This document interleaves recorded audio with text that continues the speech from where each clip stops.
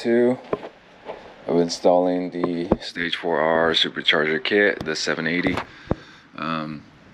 First part of the instructions are, before my battery dies, is remove the air intake box, and we're going to pull all this out. And then what I'm going to do is we're going to reposition the ground bracket that's on there and attach the grounds to the body so that that's out of the way. And then after that, we're taking off the bumper. So let's get a move on. Alright, so one of the super annoying things about this brace, as much as I love it, is sorry, this needs to come off. This cover cannot come off with the brace on. So it's a love-hate relationship right now. Taking this off is extremely annoying because you need a universal socket to go in here because of the angle. So I'm going to work on this first, take it off. The other thing that's annoying is, I didn't really think about this, my wheel is elevated right now. So if I drop the bolts from here, the spring's just going to fall off. So there needs to be something underneath the wheel. So I'm going to go get some pieces of wood. I really should have taken this off before jacking up the car, and then I could have loosely put the nuts back in the strut towers. So for those of you guys doing it, I would recommend doing that first if you have the brace. If you don't have the brace, you don't have to worry about this. But yeah, I mean, it is what it is. I love the way it looks, and even though it's a pain in the ass, I still think I'm going to cut this and keep the cover on with the supercharger, even though I'm going to have all this bullshit on.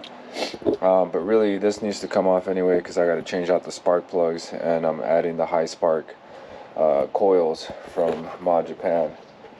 So, you know, one thing after another. Real quick, the brace is off. Let me show you guys what I did. I put the jack on this side on it, and I'm just going to put these back on while I talk so I can multitask. And then on the other side, I literally stuck a paint bucket on there. These are going to go loosely on here for now. And honestly, the hardest part to take off is that screw over there. And the way to do it is you need a universal socket. It's a number 12 that I'm using. And on this side, you need a spacer first to get to it with the universal. They're different lengths, the tubes, and that's how you get it out. This one's pretty easy. The other side, you have to use the universal, and then you can put the wrench on this side, the ratchet, and spin it, and it's going to be at an angle the whole time. Without it, honestly, I'm clueless. I don't even know how I would go about doing it. So I'm just going to put these on here loosely. Another thing that you guys will find out, if you watch my other video, you'll know this. I recently installed the ethanol analyzer kit on Brian's boosted RCF, and there's literally no room to run this on this side. So we have a new spot on the other side. I'm going to make a new kit for mine, and then this one has been running great. I think what I'm going to do is probably keep testing it on another car. But I'll show you guys the paint bucket.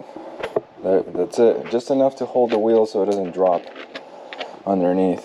I'm not 100% sure that it would drop, but I didn't want to risk it and then have to struggle with it. Honestly, the least amount of things that can derail me from this project, the better, because I am stopping every couple like steps and rethinking of how can I do this better. There's a lot of things on this kit that are kind of questionable, right? Like it's almost left up to the installer whether you want to do it that way or you want to figure out a better way. And since that's the case, I want to figure out the best way of doing everything. Look at this. It's gonna scuff it up. Doesn't matter though, I'm gonna end up cutting this anyway. So where I'm at with the engine as far as like the supercharger goes is if I blow it, I'm either gonna end up going a turbo route or if I really like the way the Rotrix performs, I'll just rebuild the engine. So cutting this isn't a big deal. I'm sticking with what I got right now. This is just gonna end up being a fun car, and it's gonna have different stages. If I end up clapping it out one day, I'm gonna just it'll just be a play toy. Okay, so now that this is exposed, I can start taking things apart comfortably, knowing that I don't have to deal with this later. So first things first, let's get the bucket out of here so I don't dent it. What is this, black paint? Yeah, this is black paint from my garage. Let's put this back in there. Alright. So taking this off should be pretty simple, but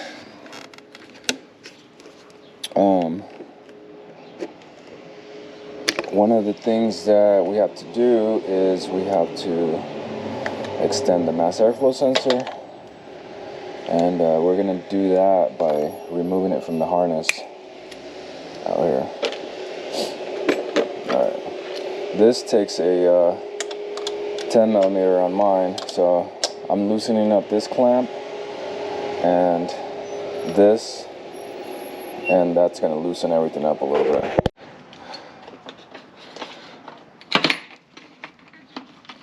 Alright, this is pretty simple to take off. It's a 10 millimeter, I think, on this guy. And it's never too tight because I was afraid of cracking the carbon. Because, you know, we all have that kind of luck. Man, I had a video of this opening and closing. I put a camera in here, and I thought it was going to be really cool. And it's super boring. I would have to sync it with maybe video from the outside of the car to make it like worth anything. It just seemed like too much, and now it's going away. So but just so you guys know, my valves for the car, they're tapped right here. So this little port coming off of this whatever the fuck this is, this is what hooks up to the car, that lets it know that at 3,500, 37, whatever RPMs, this should open up. So when you first start up the car, the reason it sounds louder is because this is open when you start it. Then it creates vacuum in the engine and it closes. And then at 36, 37, 35, there's always an argument of when that happens.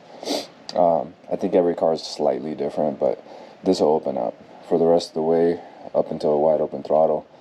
So my valves work really fast with this T right here. They literally open and close like that. That I'm gonna get a video of you guys, but because this is all going away, I need to find a different. So just so you guys know, the vacuum for this comes from here. It's down there where the intake is at the bottom. So now that that's going away, I need to grab that vacuum from here, which is this little guy here, and this looks like a check valve. I think it's either a check valve or a filter. A check valve meaning air can only go in there one way and not the other. So anyway, I'm gonna tap my new T-fitting from here so that I can still have the valves functioning the way I like them. So yep, fun stuff. Guys, as I was taking off my filter, USPS came and delivered my high spark coils. I'm so stoked for these. Loy, shout out to Loy, he shipped them out. He sold me a pair, and as soon as I sent him the money, they were shipped that same day. Come on. This whole setup here is probably gonna go to Carl for his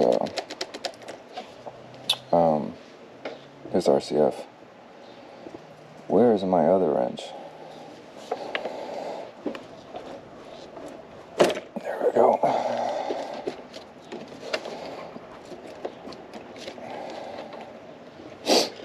These clamps here are kind of a pain in the butt because you have to unstuck them. Like, you loosen them up, but they stay kind of stuck. Here we go. Alright, so that's out. This is out. I need to get my mass airflow sensor because that's still good. And stock airbox is staying with me. So this is probably going to Carl. This I'll leave here for now.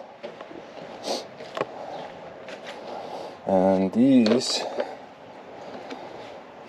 starting to see more room here. You know what's crazy is that you don't have to relocate this. It's literally right in the way of everything, but somehow they managed to clear it. And I think the main harness here, if you open this up, you can get enough length for the mass airflow sensor out of here. So we just have to trim that and see what's in there, and then we'll rewrap it because I like the heat shield on it. So we'll do that in a little bit. Right now, let's just get this dry drop-in filter out of here. As far as the meth injection, by the time I put this video out, the meth injection video should already be up and like 99% finished. What's going to be left to do on it will be the valving on the on the intake. Sorry guys. So, and now I'm obviously not doing that till the very end. So, a couple things that aren't really mentioned while installing this whole kit. This is my stupid suspension sensor spare part.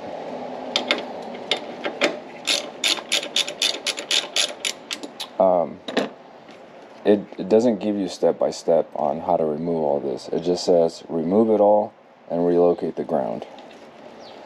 And that's one thing that's like, alright, well then what do I do with this? But I'm assuming all of this kind of just comes off with the box. And once we get this this valve out, this hose, we're kind of left with, let's see, don't want to break this. Alright, let me figure some of these things out first, and then I'll continue the video so I don't run out of memory. Alright, so there is a 10mm screw that we got to take off right here. That's for the main bracket that holds the airbox in, and also the vacuum solenoid thing that's over here, if that's what it is. I'm not really sure what the proper name for it is, but most of that's coming off. So right now, come on. Right now what I'm going to do is, a lot of these bolts, I'm just going to put the bolt back in for now. I don't know if it's going back in to hold something else yet. There's a tab in here. Show you guys. Pop that right out. And another 10mm bolt right under here. So I kind of want to leave this plastic on for now because it's holding all my tools, so I only took off the front clips for now. I'll take it all the way off when it's absolutely necessary. I really need a workbench right now for everything I'm doing, so.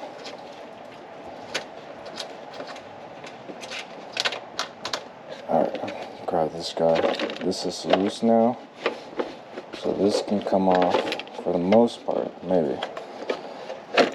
And just so you guys know, this kind of just slides in there. There's a foam that sticks over here. So, spare part.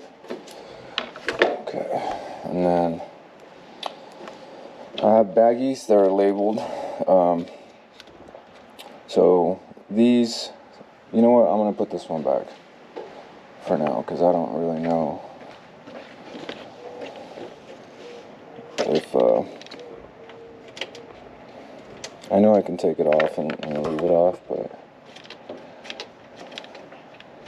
The clips I'm putting in that baggie, and I have a whole box of Ziplocs basically that I'll be labeling as I go.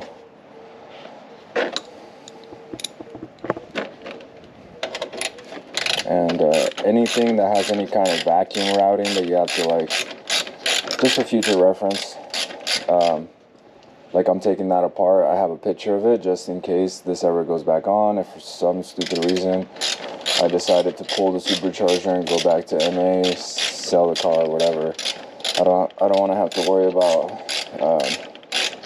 how everything originally went in there.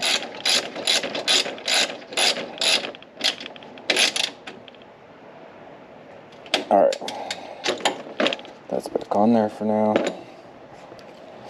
This one here goes to the top there, so I'll remember that. I'm going to put this in the bag. Alright, let's see what else is holding this guy back. Looks like one more bolt down here on the bottom. Oh, this came real handy, especially for the strut brace magnet, so that you're not dropping the nuts or the screws as you pull them off. Not long enough. I need another extension. Guys, it's been really windy out here, and I'm dying of allergies. It's so bad. We have like air pollution warnings and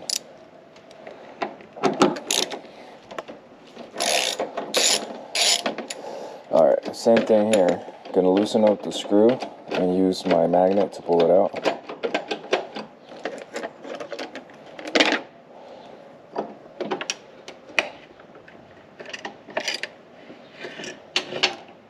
There we go. Looks like it's the same size as the other one. Yeah. Alright. See if this will come off now. Looks like it will. And here is the vacuum hose that we need to pull off. And I'll probably reuse that. And for now, damn it, how do I do this?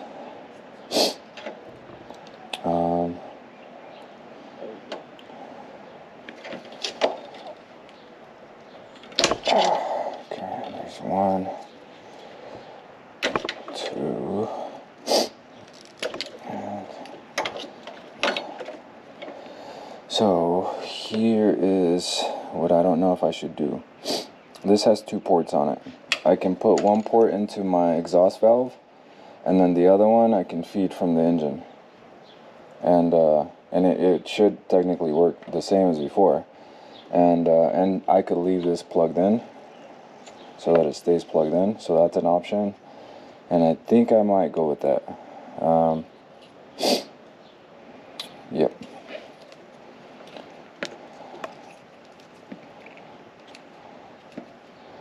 Only because I really like the way that the if I hook it up directly to the manifold, I don't know if that's going to change how often the exhaust opens, and I really like where it cruises right now. I like that 3,500 RPM range because I can cruise quiet when I want, and I'm worried that if I don't use this, it's going to end up opening sooner.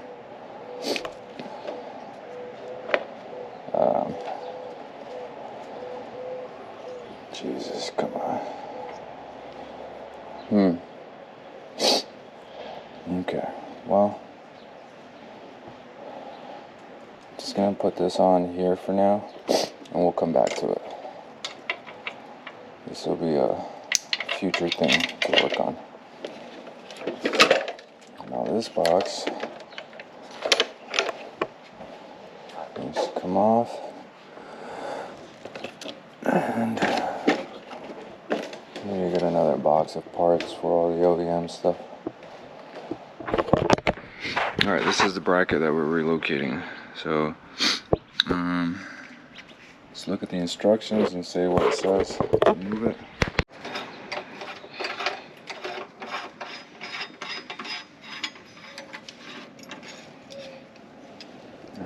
spare part.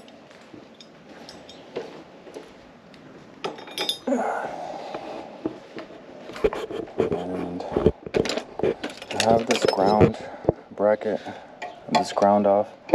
It's got a little plastic fucking clip over here holding it. Piece of shit. There's a clip in there. This clip, I need to remove that so that I can get enough length to move this ground over to this. Alright, now that this bracket is out of the way, this ground strap here goes on this location right here where the bracket was. So we'll have to maybe flatten this out a little bit. And then on this location, we're going to remove this ground, and that's going to go here. So we're going to be taking this loom apart, and this bracket right here has to go away, so that we can kind of move these things out of the way. This is where the filter is going to go, so all this needs to be cleared. I believe this has to get relocated too.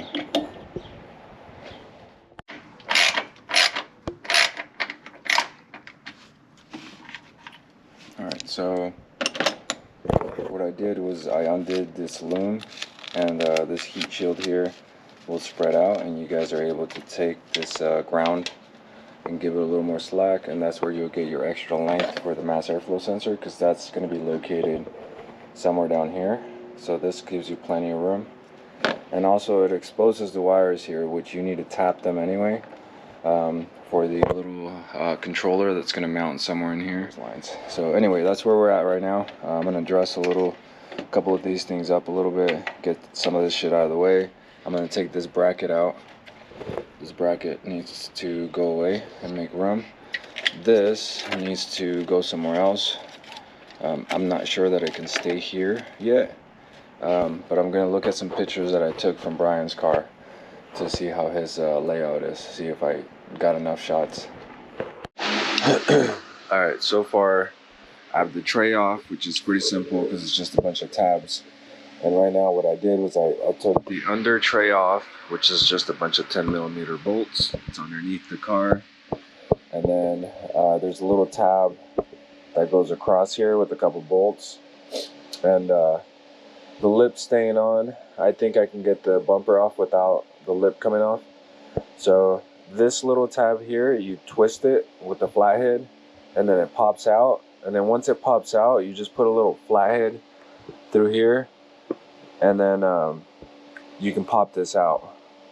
So up here up top, there's a 10mm screw, and so you get a nice extension like that size, and you can remove this part. So this is ready to go. This is the same as the rear bumper. It's got little tabs that you pop out. You gotta be careful or you'll have bumper sag forever.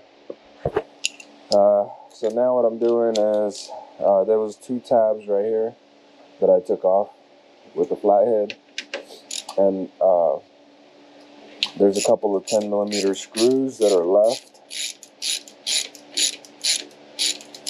and there's no instructions on the RR thing as far as like taking off the bumper. It literally says take off all of the intake parts and box, move the grounds to the proper position, remove the bumper and the under tray. Those are the instructions. So for those that aren't familiar with mechanical work, this isn't really an install really for you guys, unfortunately. Here we go. This is all kind of like seized in there. You can see things loosening up a little bit. I do have another Ziploc that's labeled front bumper, and I'm putting all the screws, and the tabs from here are different than the ones on the upper tray, so keep those separate.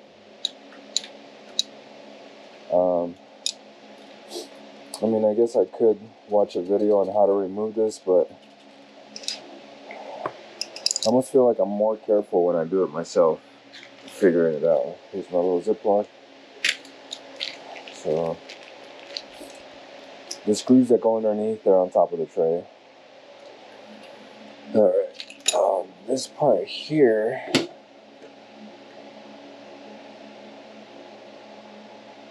is tricky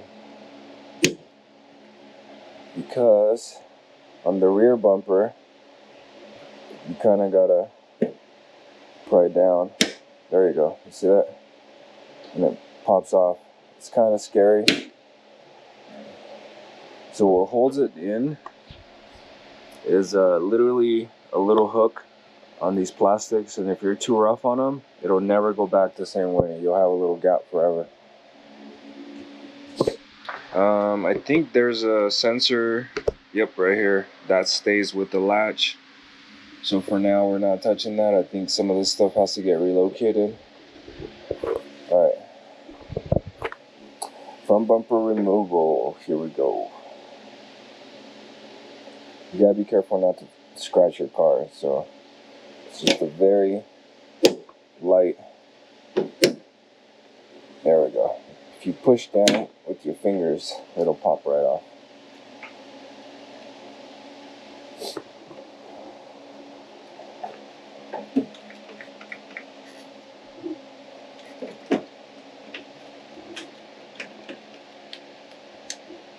Alright, let's see. I think this might have to come off.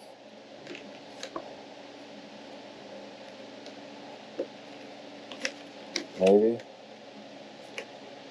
I don't know. Yes, it does. Well, just this part. I think it'll slide out with the bumper. Yep. And as far as this shit goes, something's catching on the bottom, so let me check what it is.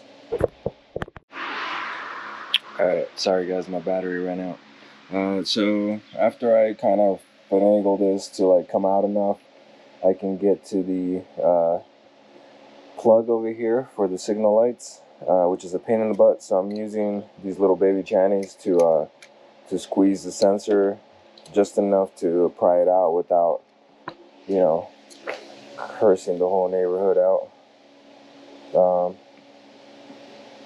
This one here, let's see if I can get a good video of what I'm doing. So I just squeeze the plug and then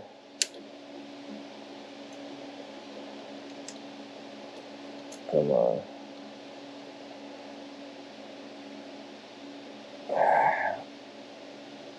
There we go, it's off. These have never been taken off, I can tell, because how all the clips look for the front bumper and everything.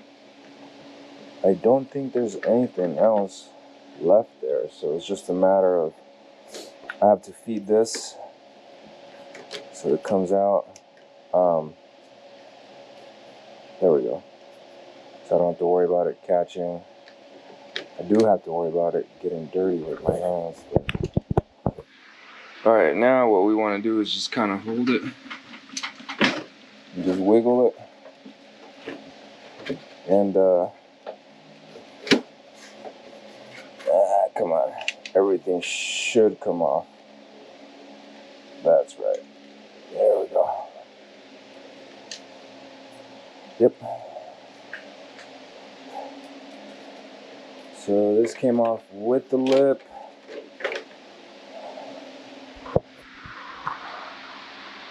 And the part that stayed behind is this, which I need it on.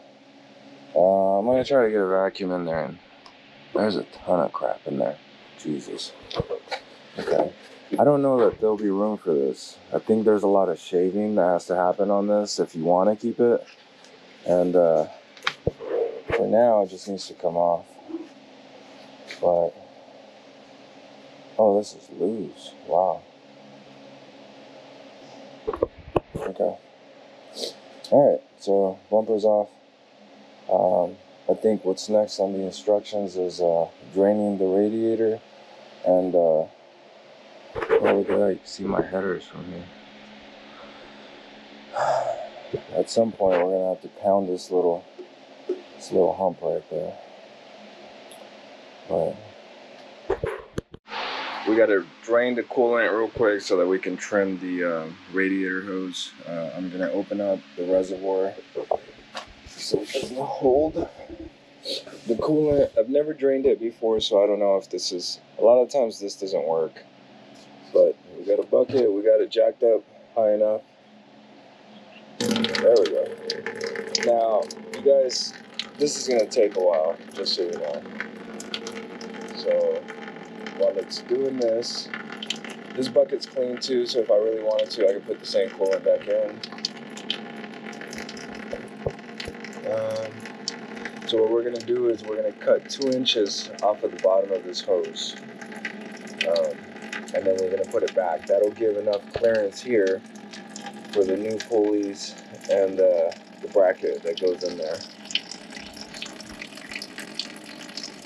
So after it drains all the way, I'm getting some pliers. I'm gonna squeeze this, get the hose off, and then trim it and put it back so it stops dripping. All right, this thing's still draining, so grab a 14 millimeter with an extension, and we're gonna take off this aluminum bumper, which we're gonna have to perforate later anyway for the intercooler. There's a little sensor down here. I think, I don't know if that's an airbag sensor. Just so you guys know, the battery is disconnected, not only for safety, but because it drains every time you're in and out of the car when you're working on it. So, there we go.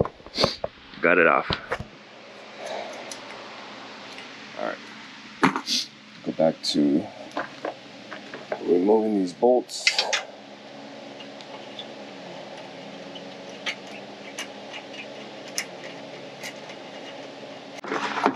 Alright, so it looks like it's done draining, but it's probably going to drip a little bit from here too.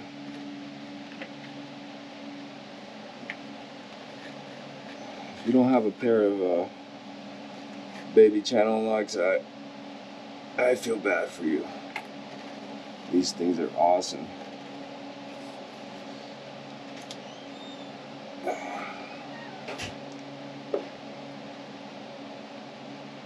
Did you feed Zeus, baby? Yeah, I did.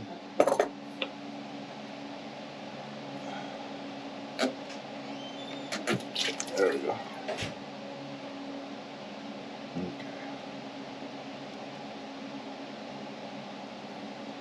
Alright, so I'm going to tie in the drain.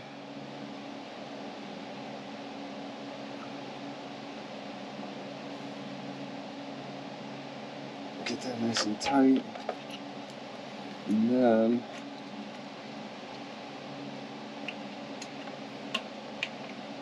I'm going to move this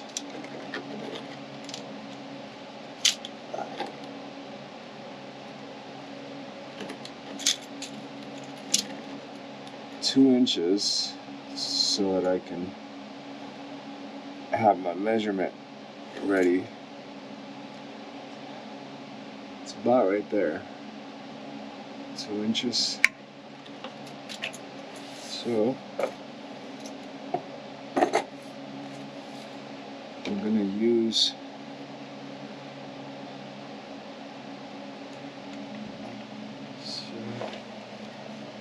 Jesus.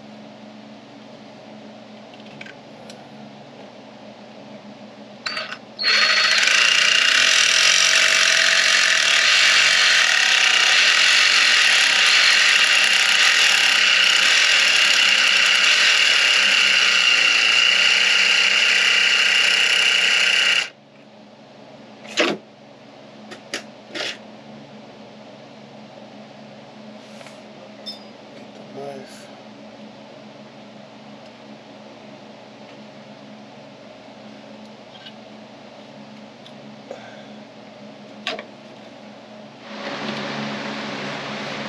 All right, now that it's cut, I'm putting it back on. Get it completely out of the way here. Looks nice and straight. There's a straight shot here now, so that's good. There's a little bit of room to go in more if I have to, so we'll cross that bridge when we get there. My coolant is still clean, so technically I can re-add it. Gonna probably have to bleed the system once I re-add it, and that means let it run until the thermostat opens and keep pouring it until you see it not drain anymore. That's when all the air will be out of the system, and then it always sucks draining stuff out, but we should be good. Alright guys, I want to show you guys something real quick. So we have removed the factory intake, removed the lower and upper ground straps, repositioned ground wires as shown. We did that. Raised the vehicle, removed the front bumper and under tray. We did that.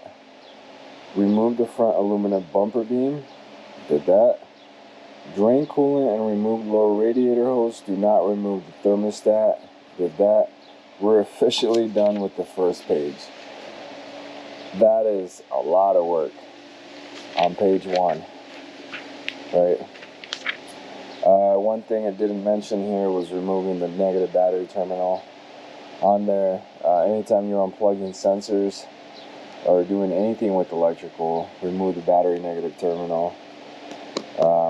Cut 2 inches from lower radiator hose. Did that.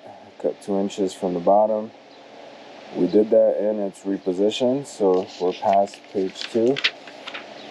And where we're at right now, step 7, replacement of factory transmission cooler oil lines. This is done to get additional clearance for the intercooler piping.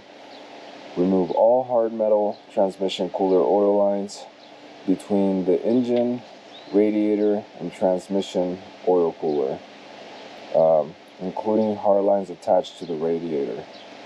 So, using a 3/8 oil cooler hose, they sent us some hose. I'll show you guys right now. And 14-16 millimeter T-bolt style hose clamps provided. Route the new transmission lines and reinstall the transmission oil cooler. At this point, using a squirt bottle, you may add some transmission oil directly into the oil line to replace any oil that may have been lost during the line removal. Squirt bottle. That's fucking weird. Alright, this is the hose that they sent. Here's one of them. I gotta check the size, but I think they're both the same. 3/8, that's 3/8. And this is, come on, this is 5/16. So these are the clamps they're talking about. It says right here on the back 12 to 14 millimeter. So we're using these, and these on this side are slightly larger. So maybe one's for the 3/8 and one is for the 5/16s. It occurred to me that I haven't shown you guys what comes on the kit. So let me show you guys. Alright, these boxes are all aftermarket shit for the car. I have everything laid out here. Here's all the carbon. Methanol kit's already installed here, so I just have to plug into the side. Here's my 2016 ECU that I need because my car's a 2017. Colder plugs. Harmonic balancer. Here's one of the blow-off valves. The other one is somewhere down here. There's 2 blow-off valves. I'm trying to fit this HKS filter. I don't know if it's gonna work, but we're gonna try. Here's the other blow-off valve. Big bubbles. This is the filter they send you, so worst case scenario I can throw that on. But this is that frequency clamp that attaches to the mass airflow sensor. And this is an upgrade. I got some metal fittings instead of these plastic ones, so I don't get any boost leaks. For the weather here is so rough that it'll crack a lot of this crap. So intercooler piping. This hose I don't need because I already had it. This bypasses the vent hoses that go into the intake. This is a bracket for your intercooler. I think this vents into your intercooler, like it helps flow air through it. Here is the pulleys, the oil for your cooler, the supercharger cooler. Here's the filter and the oil reservoir for the cooler, for the supercharger. And the supercharger itself is in this box. And there's the belt, another supporting bracket. I don't know what this is. This might be the little tool to get the harmonic balancer off, or I don't know. I really don't know what this is. Jesus, I gotta blow my nose.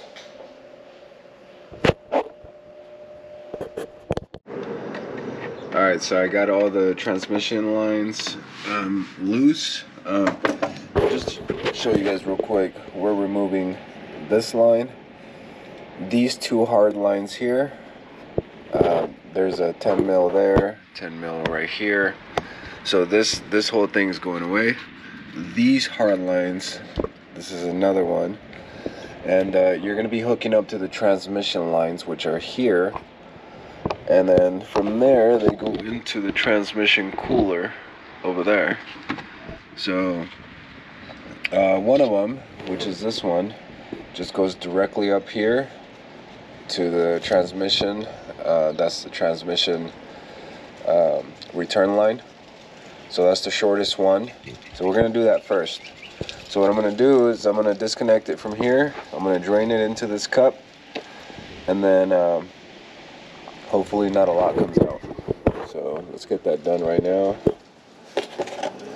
I love these kind of crooked needle noses for these kind of clips. So I'm just going to move this back. Let's see if I can break it loose. Baby trannies work real good for working these hoses.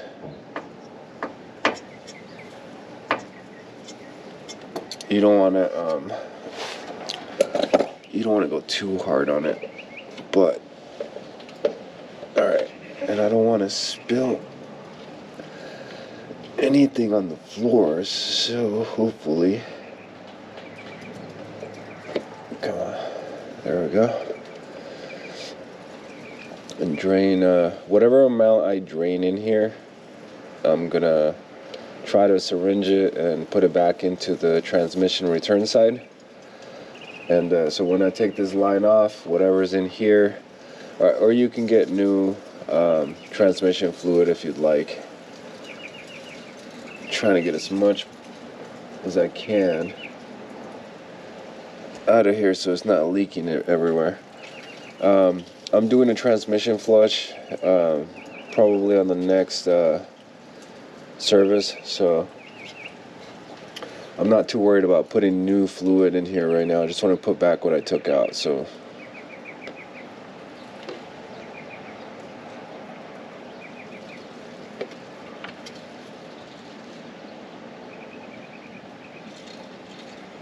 let's see if I can pivot that anymore. I think that's about as much as it's gonna let me take.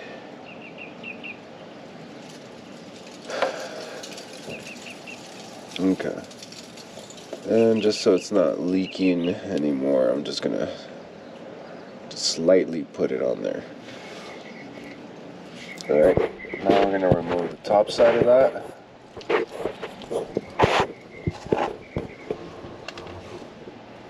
And that's gonna be this guy here, which I'm gonna do from the top because it's easier from the top.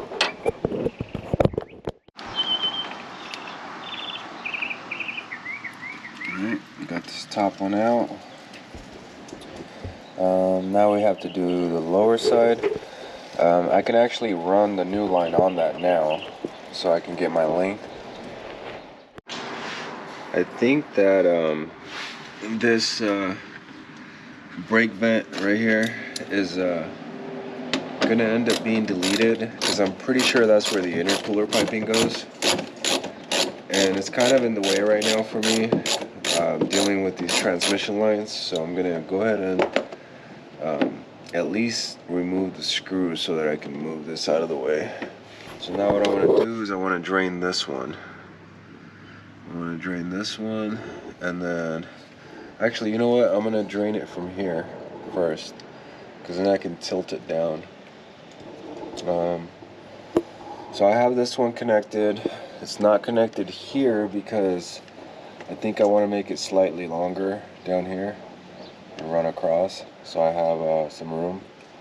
And then yeah, so kind of wanting to do one piece at a time.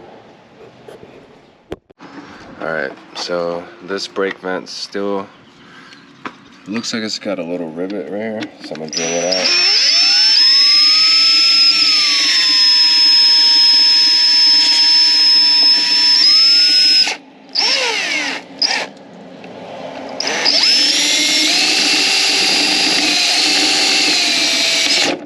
There we go. Let's see what else is it grabbing onto. Oh, another rivet on this side. Man, I don't know if I can get to that one without removing this plastic. Let's take this plastic off.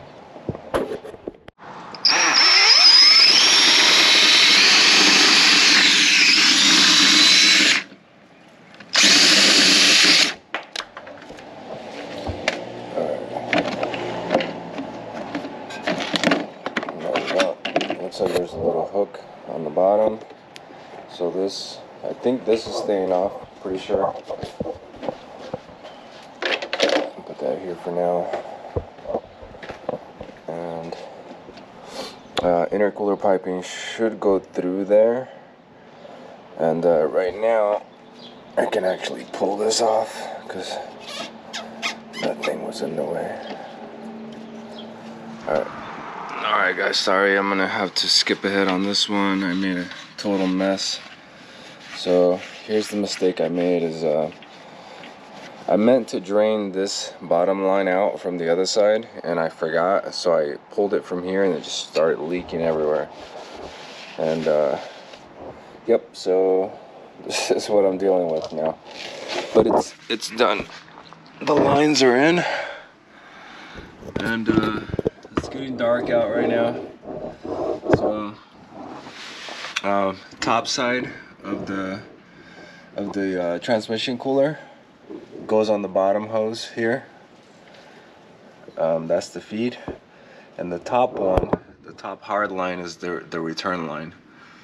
The return line goes here to the radiator, and I'll show this better tomorrow when it's bright out. I guess I could bring a flashlight in right now, but in this bottom section, this middle tap goes to the lower part of the transmission cooler, and all of these are tight now. These aren't going anywhere. I put a little bit of the fluid back in. I think I'm low a little bit. I don't know by how much, but I'm running out of daylight. I'm tired. I got enough done that I'm comfortable with my progress, and tomorrow we can start new again. So much to do still, but I mean, I think the modification parts are the tough ones, right? There's a little bit of cutting that has to happen here on the frame, a little bit of denting, and yeah, once we get all this figured out and it's kind of like starts coming together, then I can breathe a little bit. Before I start mounting anything up top, I need to do the coils and the spark plugs, and for that I have to remove the battery because that's in the way of the rear cylinder, and then I'm gonna have to move the fuel ethanol analyzer to the driver's side. Lots to do still. What's up, guys? It's day 2. I promised a better view of the transmission lines, so that's what I'm doing. And I wanted to show you guys now that it's daylight. So here's one of the radiator lines. This one goes directly to the transmission feed. That's the one up top. So if you look at them, one's higher than the other one. The low one goes straight up and over, close to the frame here, into the top of the cooler, the transmission cooler. And then this part on the bottom goes over into the radiator right here. There it is. So that's it. It's done. We do have to add a little bit more transmission fluid, but like I mentioned earlier, I'm doing the service on the transmission. One thing I did think about was whether I should add a little bracket right here to hold this. I don't know if this being here is going to be an issue at all. I guess I could put a tie strap here, but I'm probably just overthinking this. But what we're doing today, first thing before I get going on the supercharger again, is, and this is not listed on the instructions, is I'm swapping out the spark plugs. I went ahead and taken out the battery, so that's out of the way. That was a pain in the ass. So now I can get to cylinder number 8. This is the even side. So the way the RCF engines fire is basically odds on this side, evens on this side, starting from cylinder 1 being here. So 1, 2, 3, 4, 5, 6, 7, 8. Does that make sense? Should be the same for GSF, ISF as well, and the IS 500. But of course, if you have a different model, always double check. Alright, I have to break into my own trunk because the battery is disconnected, and there's a keyhole. I've never done this before, so there we go. Nice. Come on. Alright, cool. Well, that's something new I learned.